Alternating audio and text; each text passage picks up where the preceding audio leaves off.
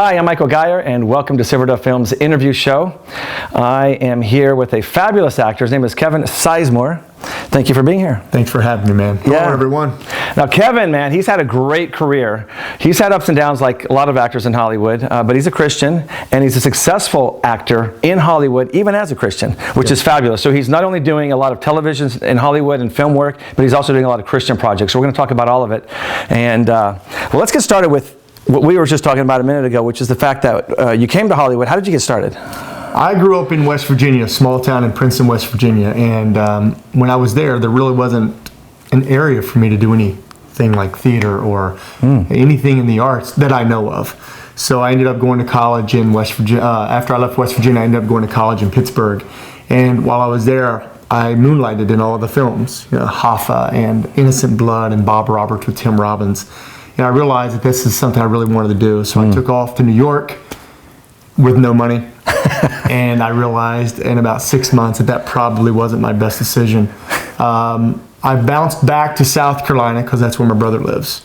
And that's where I really got my foundation at a place called Center Stage. I did a lot of theater there at the Peace Center. And I worked with an agency called the Millie Lewis Studio, which they were great because it was a modeling studio, but what they did is they gave me the opportunity to go out on commercial auditions and industrials, and Barbara and George Carell. They still own it to this day, and they're wonderful people. And they kind of gave me an outlet to take what I've always wanted to do and try to figure out a stepping stone on how to get there. And then while I was there, I moved to Nashville just for a weekend, only a weekend. And that lasted 6 months. Because this is a great story, because what happened, I went for a seminar for a casting director workshop, and while I was there, the casting director said, "You got a chance to make it in Hollywood." Well, I'm in Nashville, so I'm thinking, well, how can I get there? Yeah, so and you still didn't have a lot of money at the time. So you needed some cash to get to Hollywood. I had nothing, so I had my car lined with clothes. I'd park in a parking lot of a Motel 6 or whatever hotel I was staying in at the time. And every morning at 6 o'clock, I would hear the car door smack shut, which means everyone's leaving the hotels, going to sightsee and do whatever they wanted to do. I would get up, walk around the side of the hotel, knock on the door. "Hey, can I get in?" Someone would let me in. I'd small talk with them. I'd see their key dangling, which would be, let's say, room number 12. "Oh, yeah, you guys out. Good to see you. Yeah, I'm here as well. Great. Okay." They would check out. I would hang with them. We would walk out the door together. "Oh, guys, I'll see you when I get back. Okay, I forgot something." Then I'd run back into the front desk and go, "I left my wallet in room number 11 or whatever room it was." Whatever number you saw, yeah. I'd go upstairs, I'd shower, and that's how I made it for the first 6 weeks. Wow, so that's real acting right there. That's it. That there was my first co-starring role. And I got my SAG card in Nashville, Tennessee, which I'll always be thankful for. Very thankful for. What job was that for? Toyota. A commercial? Yeah, obviously. Toyota. Yeah. And it ran for 3 years. Nice. Thank God, it was a great one. So you got to Hollywood, and what happened? Well, I left Nashville, went to Florida, worked for Universal Studios, and did more commercials and industrials. And I came out to LA, and it was just like this: crickets. Nothing. I had a demo reel of great footage that I thought was great footage. It was all in, student film stuff. And you think it's great, and you have, at the time, it was the big VHS tapes, and I literally walked up and down Wilshire Boulevard and knocked on doors. "Hi, I'm Kevin Sizemore. Do you need?" "Hi, I'm Kevin Sizemore." And then finally, someone took my demo and they looked at it and they go, "Listen, kid, I have 3 guys just like you. I'll hand it over to someone, and if he likes you, great, and if not, tough." So he handed it over to a manager named Will Levine, and Will took me on at the time. And I greatly appreciate him taking me on when he did, and we were together for about 10 years. Yeah, nice. And then I just started building my way and bouncing from agent to agent. And next thing I realized is you have to do more work when you have an agent than you do when you don't have an agent. Yeah. And that's one thing that actors don't realize when they come to Hollywood, because when I've taught actors, one of the things I teach them is you can't sit and wait for jobs to come to you. One of the things I like about Kevin is the fact that you are always out there making things happen, networking with people, getting things out to producers and people that can hire you. And that's why I think you've been so successful, because you didn't sit and wait. No. You went out there and you made it happen. You got it. And that's what I've learned, and that's what you've learned, and that's why I think you've had the career you've had. Well, thank you. the main thing I realized when I was younger, because, when we were out here and the pager would go off and you'd have to run to the payphone to call your agent, and you're like, oh, it's not 25 cents, I don't have a dime because it's now 35 cents.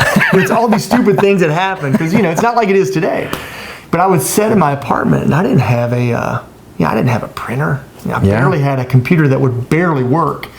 And I remember watching the clock tick and go, is this phone ever going to ring? And I went to Kinko's on multiple times and said, I'm just going to make copies of my resume. And as soon as I would do that, my pager would go off. Action. You're doing something. Yeah. You just can't sit there and just go, ring. God, please make it ring. Come on, man, let's do it. But and then someone else's phone rings, you go running to your phone. Like, it was my neighbor's. Darn it. Let's do a little film about that. But it's about just doing something. Yeah. Staying busy, staying active. It's not that you're trying to make it happen. You're just trying to stay busy. Yeah. And be prepared when it does happen. Right. Like my wife always says, she says, when you have downtime, she said, make sure that you're learning something that you don't know to be better. So when the time comes, you're prepared. Maybe if you're out of shape, you should be in shape. Yeah. Maybe you're doing a role where you have to ride horses. Well, if you're out of shape, you're going to be, oh my gosh, this is killing me. But if you're in decent shape, when the role comes, you're going to get it. You have an option to get it at least. Yes, exactly. So let's talk about some of the credits you've had. Now, if you go to imdb.com, which is the place where actors have a list of their credits, and you look up Kevin Sizemore, you'll see his list goes on for quite a ways. But some of my favorites when I was looking at it was, you've done Frasier. Yeah, that's a long time. I know. That's closer to the bottom. But then Jag, I used to love Jag, so I'm sure I saw you on Jag. I watched shot right episode. up in Santa Clarita. Did it really? Yeah, it shot not too far from where we are right now. Oh, cool. Yeah, that was such a fun show. Will and Grace, which just reran, so you had that on like a week ago again. Yeah, Will and Grace was great because I remember I was driving from the 101 on the 405 down to Santa Monica. And I just got to the bottom of the hill, and I got a phone call, and it said, Kevin, Will and Grace went to see you. Can you be there in 15 minutes? And I go, I don't know. Well, if you can't be there in 15 minutes, you don't get the job. I got there in 14 minutes. Oh, wow. And you got the job. They saw me from a previous audition, didn't have time to audition the actors, and said, we're bringing in 3 guys, 1, 2, 3, and Kevin, you got it. And nice. It wasn't the biggest role in the world, but I tell you what. Well, you still featured them. I saw Will it. and Grace, man. Yeah, you were right there working with them, and you were featured. Yeah. And Gene Wilder was on the show. Which, if you have 1 line or 30 lines, I worked with Gene Wilder. That was just awesome. Yeah, so that's amazing. NCIS. Yeah, shot around here. Still shooting right here. Yeah. Yeah, 24, which was another show that I loved. I was this close to having a part on that, a recurring role, and they gave it to a producer's friend. They called my agent and actually said, "You've got the role unless the producer gives it to his friend. They're going to get back to you." Which I'm surprised they even told my agent that. So my agent told me that, and then sure enough, I didn't get it. But that would have been a recurring role, and I love that show. So I'm excited that you at least got to work on it. Yeah, that was a fun time. They ended up changing my character because the first episode I did, they rewrote the storyline. So there were 3 storylines going on, and after they shot my episode, they realized that this storyline is not where they wanted to go. That was my storyline. So you pretty much see me like this in the first episode, and they're like, "Who's that guy?" But then in episode 2 and 3 and 4, you're like, "Wait a minute, I've seen that guy, but what's he doing?" So there wasn't much going on at that time. But the time I had on set and the private conversations I had with Kiefer, and oh, that's nice. He was wonderful to work with. He's was such a good actor, man. Yeah, he is. He's really, really talented. And it's great being a Christian actor. I mean, of course, you don't want to go on set and just pound it in a witness, but you're still being a witness by getting to talk to these guys and do what you do. The way I don't need to take my Bible on a set. Yeah. It's in my trailer. When I go to a film set, pretty much it's how you act. People watch everything you do. Exactly. Whether you're an actor or not, people watch everything you do. And if you're acting the right way, some people go, I like how he handles things. I'd like to be like that guy. And then they'll initiate the conversation. Yeah. And there you go. That's without a doubt. I completely agree. Desperate Housewives, another very popular show that you were on. Now, here's one that we did. that I did, The Middleman. Yeah, didn't last long, did it? Did not last long. And you know, when I got cast, you know, they hadn't even started the first episode yet. So when I saw the first episode, I didn't think it would last long, to be honest. And I was all excited to be on it until I saw the first episode, and I was like, oh no. Well, it's but one that of was those kind of things fun. where you say, hey everyone, I'm going to be on The Middleman. You should watch it next week. And you see the episode, you're like, if you don't get a chance to watch it, that's okay. Exactly. It's not that big of a deal. I understand everyone's busy. Then on the flip side, Dollhouse, we both had a part on. And that was a great show, and I was very excited to have a part on that one. Yeah, so what'd you do on that? I played an agent who was trying to find the lead actress. I can never say. Oh, I forget her name. true. She's fabulous, though. The brunette, yeah, fabulous. But actress. I'm en route to try to find her in the mountains, and then once I get into the woods, I get blown away. Oh, that's not good. Yeah, but it was fun. It was really Of course, fun. yep. Yeah. And then Prison Break. Now that's one I'm actually watching right now, finally. So I haven't gotten to your scenes, but you did a number of scenes. Yeah. And so what was that? Because that's another fabulous show. Season 4. Okay. I pretty much play a bodyguard in that one to one of the leads, and pretty much wherever she goes, I'm kind of her right-hand man. And you know, I'm still friends with some of the guys on the show now, which is really cool. Yeah. And some of them are not Christians, but again, it's not about me trying to convert anyone or them trying to convert me. It's just, first and foremost, be a decent person. If you're a decent person, that goes a long way. And if you just happen to be a Christian, then that's fantastic. Just do as you say you're going to do. Don't just talk. Yeah, talk is cheap, as we all know. Now, another show that you're on that's coming out very soon, actually, I'm going to get this interview out so that people know about it ahead of time, but is Under the Dome, which is the Stephen King miniseries, which I've seen the previews, looks fabulous, and you're in three different episodes. Yeah, this is produced by Amblin Entertainment, which is, you know, we all know Steven Spielberg, which is, dude, I'm working with the two Stevens, which is awesome. But yeah, I play a character named Paul Randolph, and my character's pretty much let's just do what I have to do, and I'll deal with the consequences later. Very fiery, very just, I know I'm next in line to be the chief of police. So if I'm going to be chief of police, I'm going to let everyone know that in this small town of Chester's Mill, and you're going to do as I say, and I don't like to take anything from anyone. I am in control. But I do some things that aren't always savvy towards everyone's thinking.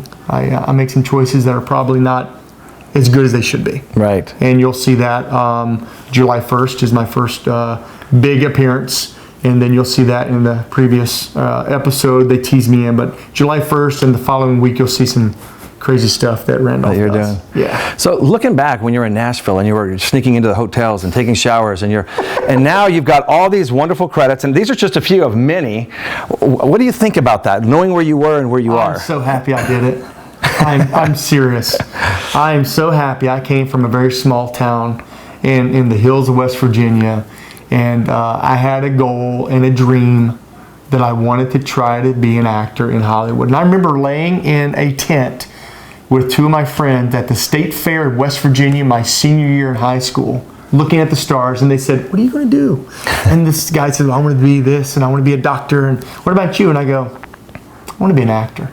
And they literally started laughing at me. And I said, no, I don't know how, I don't know when, but that's what I want to do. And you know, when I first got into this business, Mike, it was more, I wanted to be a star. That's what I wanted to do. I wanted to drive down the street, roll down my window, and someone would go, you're perfect for this role I'm casting. Because I'm stupid. I didn't know what I was doing.